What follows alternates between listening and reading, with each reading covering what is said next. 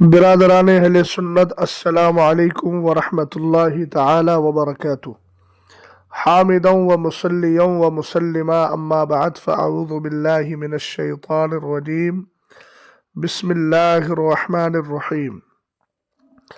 ان الذین یلحدون فی آیاتنا لا یخفون علینا افمن یلقی فی النار خیر ام من یاتی آمنا یوم القیامہ اعملوا ما شئتم انہ بما تعملون بصیر۔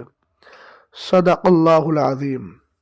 اللہ رب محمد صلی اللہ علیہ وسلم نحن عباد محمد صلی اللہ علیہ وسلم صلاۃ وسلام علیک یا رسول اللہ صلی اللہ تعالی علیہ وسلم۔ حضرات محترم، اسلام اللہ تعالی کا مقدس اور پاکیزہ دین ہے، اور اس دین میں سب سے پہلا عقیدہ عقیدہ توحید اور عقیدہ وجود باری تعالی۔ اللہ تعالی ہمارا خالق و مالک ہے، اسی نے ساری کائنات کو پیدا فرمایا ہے، اور ساری کائنات اسی کی قدرت اور اسی کے حکم کے مطابق وجود میں آئی ہے۔ اللہ تعالی نے اپنے وجود کے لیے دنیا میں دو طرح کی دلیلیں رکھی ہیں، ایک ہے دلیل آفاقی اور ایک ہے دلیل انفس۔ قرآن پاک میں دونوں کا تذکرہ ہے۔ دلیل انفس یعنی خود اپنی ذات کے بارے میں انسان غور کرے تو اللہ کے وجود کا یقین ہوگا۔ چنانچہ قرآن پاک کہتا ہے وَفِي أَنفُسِكُمْ أَفَلَا تُبْصِرُونَ، اپنے بارے میں غور کیوں نہیں کر لیتے، اپنے بارے میں کیوں نہیں دیکھتے۔ اور دلیل آفاقی کا تذکرہ کرتے ہوئے قرآن پاک کہتا ہے افلا ينظرون الى الابل كيف خلقت والى السماء كيف رفعت والى الجبال كيف نصبت والى الارض كيف سطحت، کہ تم آسمان کی طرف کیوں نہیں دیکھتے کہ آسمان کس طرح پیدا کیا گیا، زمین کس طرح بچھائی گئی، پہاڑ کس طرح نصب کیے گئے، اونٹ کو دیکھو۔ بے شمار دلیلیں ہیں اس کائنات میں جو اللہ کے وجود کا اقرار کرتی ہیں، اور انکار کرنے والوں کو اور اس کے وجود سے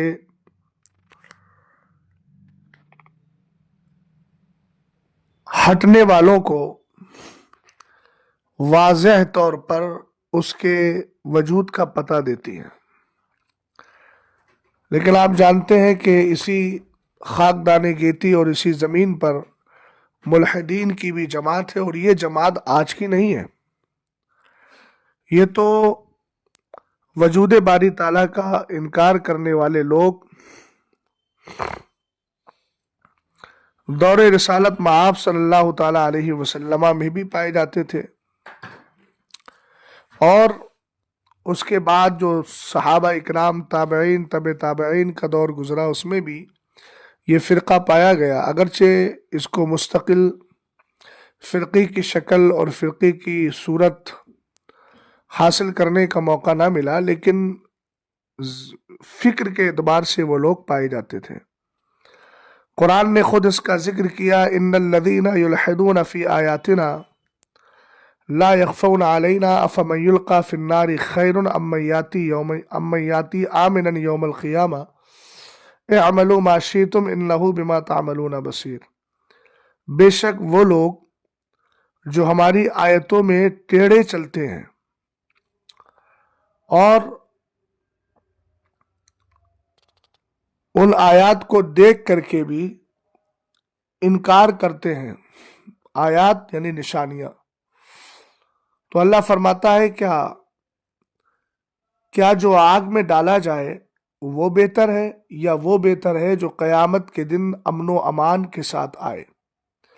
اعملوا ما شئتم، پھر قرآن نے کہا تم جو چاہو کرو، انہ بما تعملون بصیر، بے شک اللہ تمہارے کاموں کو دیکھ رہا ہے۔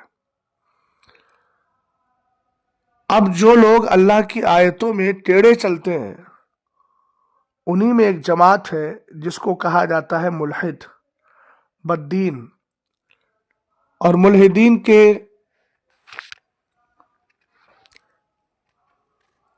بہت سارے فرقے ہیں. کوئی تو اللہ تعالیٰ کے وجود کا اپنے باطل یقین کے ساتھ انکار کرتا ہے، اور کچھ اللہ تعالیٰ کے وجود کے سلسلے میں شک رکھتے ہیں، اور کچھ العیاذ باللہ یہ کہتے ہیں کہ اللہ تعالیٰ تو ہے، اس نے کائنات کو بنایا، اب وہ بالکل فری ہے اور اب وہ کچھ نہیں کرتا ہے، العیاذ باللہ. اور اس فرقے کے تعلق سے، جس کو عقائد کے زبان میں صوف ستائیہ بھی کہا جاتا ہے،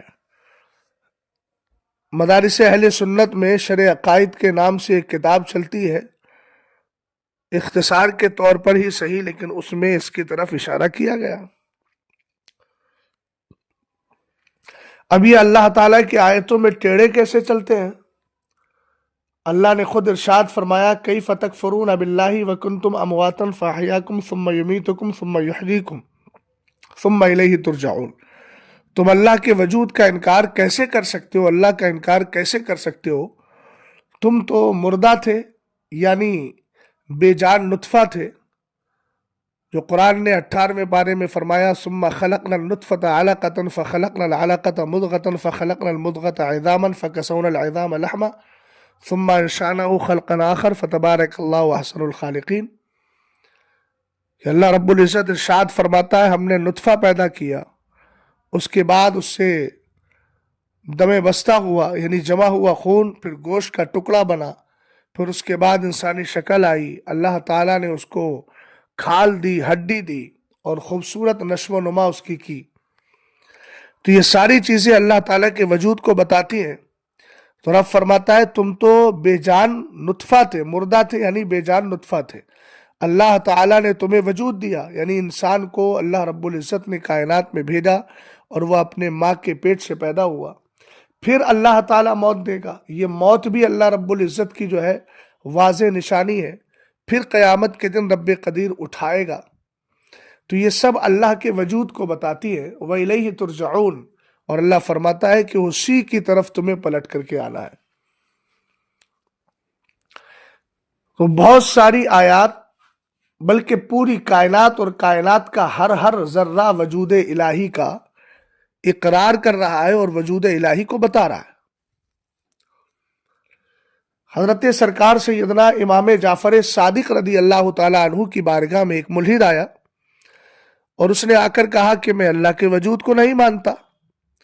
حضرت امام جعفر صادق رضی اللہ تعالیٰ عنہ نے فرمایا، کبھی کشتی پر سفر کیا ہے؟ کہنے لگا، ہاں ایک بار سفر کیا تھا. کشتی ٹوٹ گئی، ناگہانی حالات پیدا ہو گئے، کشتی ٹوٹی، اس کے بعد ایک تختہ مجھے مل گیا اور اسی تختے کے سہارے میں آگے بڑھنے لگا، لیکن میرے نیچے سے وہ تختہ بھی نکل گیا، اور اس کے بعد بھی میں سمندر کے کنارے تک پہنچ گیا، ساحل سمندر تک پہنچ گیا. حضرت سرکار سیدنا امام جعفر صادق رضی اللہ تعالیٰ عنہ نے فرمایا، کشتی اور تختہ نکلنے کے بعد تمہیں موت کی امید تھی کہ زندہ رہنے کی امید اب بھی باقی تھی؟ اور تمہیں موت کا خطرہ جو ہے ستا رہا تھا، یا پھر جینے کی اور باقی رہنے اور زندہ رہنے کی امید اب بھی باقی تھی؟ اس نے کہا کہ بلا شبہ مجھے جینے کی امید تھی اور مجھے لگ رہا تھا کہ میں زندہ رہ جاؤں گا. حضرت امام جعفر صادق رضی اللہ تعالیٰ عنہ نے ارشاد فرمایا، تختہ نکلنے کے بعد بھی تمہیں زندہ رہنے کی امید کس بنیاد پر تھی؟ اور تم زندہ رہے بھی. آخر ظاہری اسباب کے ختم ہونے کے بعد پہلے تم نے کشتی پر یقین کیا، پھر تختے پر یقین کیا، تو تمہارے یقین کے جو سورسز تھے، جو اسباب تھے، جو ذرائع تھے، وہ تو ختم ہو گئے. اس کے بعد بھی تم جو ہے وہ کنارے کے سمندر کے کنارے تک آ گئے. آخر کس بنیاد پر آئے؟ اور یہ کون تھا جس نے تمہیں کنارے تک پہنچا دیا؟ حضرت امام جعفر صادق رضی اللہ تعالیٰ عنہ کے سوال پر اس نے سر کو جھکا لیا. آپ نے فرمایا، جس ذات نے ظاہری اسباب کے ختم ہونے کے بعد بھی تمہیں زندہ رکھا اور کنارے تک پہنچایا، اسی ذات کا نام تو خدائے تعالیٰ ہے، اللہ رب العزت ہے۔ اس نے کلمہ پڑھ لیا، مسلمان ہو گیا۔ حضرت امام شافعی رضی اللہ تعالیٰ عنہ کی بارگاہ میں ایک ملحد آیا، وجود الہی کا انکار کرنے لگا۔ تو چونکہ میں نے ابھی عرض کیا تھا کہ ہر چیز اللہ کے وجود کو بتا رہی ہے، مگر جو عقل کا اندھا ہو، جو سارے حالات کو دیکھ کر کے، چونکہ ملحدین کا مزاج یہ ہے کہ ملحدین متاثر ہوتے ہیں سائنسدانوں سے، اور سائنسدانوں کا حال یہ ہے کہ آج ایک تحقیق پیش کریں گے، کل اس کے خلاف اپنے خلاف ہی دوسری تحقیق پیش کریں گے۔ تو یہ تحقیق کے نام پر الہات کا شکار ہو جاتے ہیں، اور ملحدین سے آپ جب بھی ملاقات کریں گے، بات چیت کریں گے، تو وہ کسی ایک موقف پر ٹھہر نہیں پاتے، یعنی وہ ہمیشہ شک و شبہات کی زندگی گزارتے ہیں۔ یہ ان کے صوف ستائیہ ہونے کی سب سے بڑی دلیل ہے۔ حضرت امام شافعی رضی اللہ تعالیٰ عنہ نے فرمایا کہ شہتوت کا پتہ تم نے دیکھا ہے، تمہارے ساتھ جتنے لوگ ہیں شہتوت کا پتہ سب کھائیں گے، سب کو ایک ہی ذائقہ لگے گا؟ بولے جی۔ آپ نے فرمایا رنگت بھی سب کے لیے یکساں ہے؟ بولے جی۔ تو فرمایا اسی پتے کو جب ریشم کا کیڑا کھاتا ہے تو اس سے ریشم نکلتا ہے، اسی پتے کو شہد کی مکھیاں اگر کھا جاتی ہیں تو یہ اس کا مزہ اور ذائقہ تو الگ ہے، لیکن اس سے میٹھا شہد نکلتا ہے۔ اور یہی اگر مکھیاں یہی شہتوت کا پتا اگر اونٹ کھاتا ہے یا بکریاں کھاتی ہیں تو مینگنی نکلتی ہیں۔ تو آخر ایک پتے کو مختلف شکل و صورت دینے والا کہ اسی سے جو ہے ریشم کی پیداوار ہو رہی ہے اور اسی پتے سے شہد نکل رہا ہے، آخر ایک ہی پتے کو مختلف شکل و صورت دینے والا کون؟ تو جس نے یہ مختلف شکل و صورت دی ہے اسی ذات کو اللہ رب العزت کہا جاتا ہے۔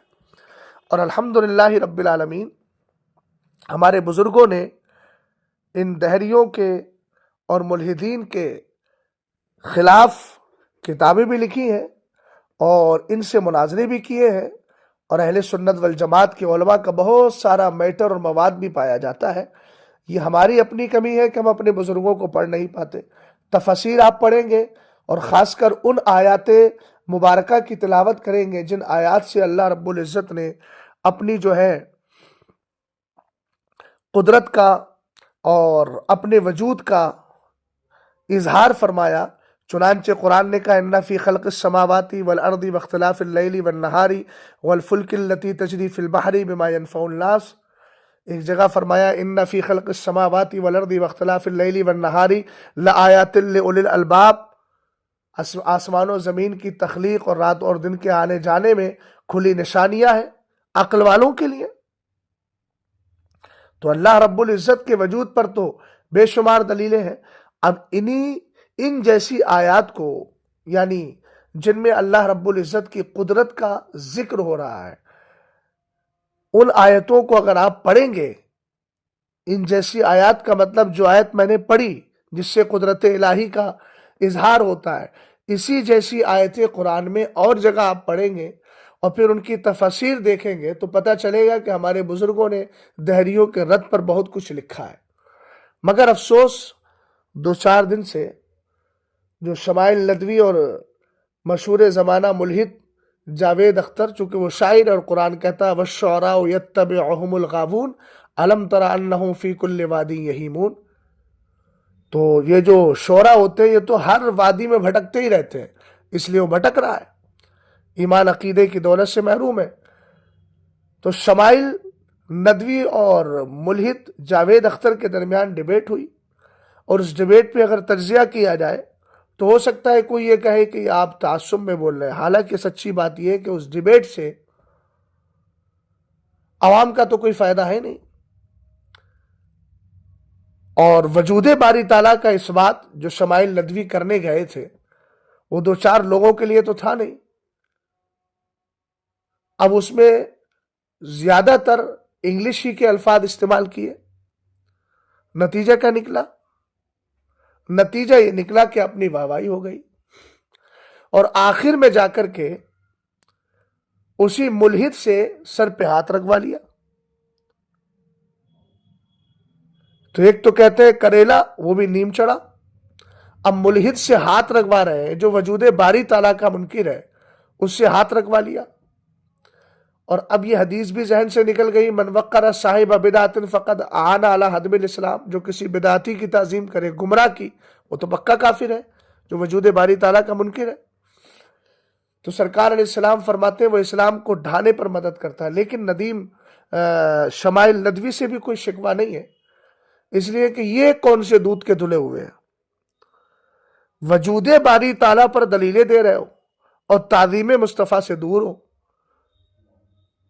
وجود باری تعالیٰ پر تم ڈیبیٹ کر رہے ہو اور اسماعیل دہلوی کو اپنا پیشوا مان رہے ہو، جس نے معاذ اللہ سرور کائنات صلی اللہ علیہ وسلم کو مردہ کہا ہے اور خیال مصطفیٰ کو معاذ اللہ جانور اور چوپاؤں سے بدتر کہا ہے. وہ تمہارے یہاں کتابیں پڑھائی جاتی ہیں، ان کو سمجھا بھی جاتا ہے، سمجھایا بھی جاتا ہے. ایک طرف تم وجود باری تعالیٰ پر ڈیبیٹ کر رہے ہو اور دوسری طرف تمہاری مولویوں نے حضور علیہ السلام کے علم غیب کو چوپاؤں کی طرح کہا معاذ اللہ، سرکار علیہ السلام کے آخری نبی ہونے کا انکار کیا. تو ظاہر سی بات ہے اسلام کوئی بریانی نہیں ہے جس کو تھوڑا کھایا جائے تھوڑا چھوڑ دیا جائے. ایسے اگر آپ لاکھ ڈیبیٹ بھی وجود باری تعالیٰ پہ کر لو، فائدہ کیا ہے؟ کوئی فائدہ ملنے والا نہیں. اس لیے کہ ضروریات دین میں سے ہر ضروری دینی پر ایمان رکھنا لازم. تو ایک طرف تو اللہ کے وجود پر ڈیبیٹ اور دوسری طرف مصطفیٰ کریم صلی اللہ تعالیٰ علیہ وسلم کے گستاخوں کو اپنا پیشوا ماننا. تو ظاہر سی بات ہے کہ کفر صرف اللہ کے وجود کے انکار سے نہیں ہوتا ہے. صرف اللہ کے وجود کا انکار کر دیا جائے تبھی کفر ہوگا نہیں. کفر کی تو مختلف شکلیں ہیں. کوئی اللہ کے وجود کو مانے اور اس کے بعد اللہ رب العزت کے ساتھ شرک کرنے لگے، اس کے ساتھ اور معبودان باطلہ کو مانے، وہ بھی کافر ہے. کوئی حضور علیہ السلام کی ادنا سی توہین کرے، وہ بھی کافر ہے. حضور علیہ السلام کے آخری نبی ہونے پر اعتراض کرے، وہ بھی کافر ہے. حضور علیہ السلام کے علم غیب کو چوپاؤں سے تشبیہ دے، وہ بھی کافر ہے. تو میں یہ کہہ رہا ہوں کہ یہ تو ایک گندگی سے نکل کر دوسری گندگی کی طرف جانا ہے. یعنی ایک گندگی وہاں تھی وجود باری تعالیٰ کے انکار کی، اور ایک گندگی ادھر ہے سرکار علیہ السلام کی توہین یا توہین کرنے والوں کو اپنا مقتدا اور پیشوا ماننا. اب ایسے حضرات کی ڈیبیٹ پر اگر جماعت اہل سنت کے افراد، عوام یا نو فارغ طلباء طرح طرح کے کمنٹس کریں تو میں سمجھتا ہوں کہ انہوں نے دین پڑھا ہی نہیں ہے، پھر انہوں نے دین کو سمجھا ہی نہیں ہے. اور اپنے بزرگوں کی کتابیں ہیں، میں صرف ایک کتاب کا بھی نام لے رہا ہوں، حالانکہ کتب بہت سی ہیں. اختصار کے لیے کے پیش نظر آپ جو ہے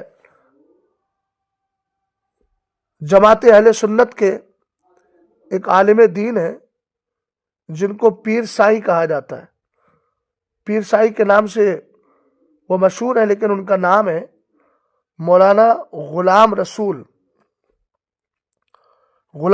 قادری صاحب. پیر سائی غلام رسول قادری نقشبندی. ان کی آپ کتاب کا مطالعہ کریں. کتاب کا نام ہے اسلام زندہ باد، اور اس میں انہوں نے جو ہے ملحدین کا تاریخی پس منظر پیش کیا ہے، ملحدین کے اعتراضات اور اس کے بعد ان کے جوابات ذکر کیے ہیں، اور عصر حاضر کے اہم ترین جو مسائل ہیں ملحدین کو لے کر کے ان پر آپ نے گفتگو کی ہے. اور یہ جو کچھ انہوں نے لکھا ہے وہ ہمارے اسلاف کی کتابوں کو دیکھ کر ہی لکھا ہے، اور آیات قرآنیہ حدیث مبارکہ کی روشنی میں لکھا ہے. تو جو حضرات بھی اس ڈیبیٹ کو لے کر کے ہوپلیس ہو رہے ہیں اور ہمارے جماعت ہی کے افراد پر انگلی اٹھا کر کے ہماری جماعت میں کون ہے بھئی، اس نے کون سا ایسا تیر مارا ہے کہ جس کو لے کر کے آپ اتنے جلدی متاثر ہو گئے. جماعت اہل سنت میں الحمدللہ بہت سارے افراد ہیں. دعوت اس نے جس کو دی تھی، جس نے اس کے چیلنج کو قبول کیا تھا اور جن کی آپس میں بات چیت ہوئی تھی، اگر وقت پڑے گا تو جماعت اہل سنت میں بھی اللہ رب العزت کے فضل و کرم سے ایسے افراد موجود ہیں جو ایسے ملحدین کا جو ہے ملحدین کے دانت کھٹے کر دیں گے. اس لیے اس طرح کی پوسٹیں ڈالنا کہ کاش ہماری جماعت میں بھی کوئی ہوتا، یہ سب نادانیاں ہے الحمدللہ. لیکن تمہاری نظر وہاں تک نہیں پہنچ رہی ہے. کتابیں بھی ہیں، مواد بھی ہے، میٹر بھی ہے. اور یاد رکھیں کہ امام اہل سنت نے جو فرمایا کہ وہابی کی مسجد مسجد نہیں، اس کی اذان اذان نہیں، تو سرکار علیہ السلام نے جو فرمایا لا يقبل اللہ لصاحب بدعۃ صلاۃ ولا صوما ولا حجا ولا عمرۃ ولا جہادا فی سبیل اللہ ولا صرفا ولا عدلا یخرج من الاسلام کما تخرج الشعرۃ من العجین. سرکار علیہ السلام نے فرمایا کہ اللہ کسی بدعتی کی نماز، روزہ، حج قبول نہیں کرتا، جہاد قبول نہیں کرتا، نہ فرض نہ واجب اور نہ ہی نفل. وہ اسلام سے ایسے نکل جاتا ہے جیسے کہ آٹے سے بال نکل جایا کرتا ہے. تو ظاہر سی بات ہے کہ ان حضرات کا کوئی عمل تو ہے نہیں. جس کا ایمان عقیدہ برباد، وہ لاکھ وجود باری تعالیٰ پر دلائل دے، اسے کیا فائدہ ہے؟ اور ایسے افعال کی تحسین کرنا کہیں نہ کہیں ان کی جانب جھکاؤ اور میلان کی دلیل ہو سکتا ہے. اس لیے اللہ تعالی ہم سب کو اس طرح کی فکر سے محفوظ فرمائے، اور ہم جس مذہب و مسلک پر ہیں الحمدللہ ہم اسی پر مطمئن ہیں. اللہ تعالی ہم سب کو اچھی فکر رکھنے کی توفیق عطا فرمائے. آمین یا رب العالمین.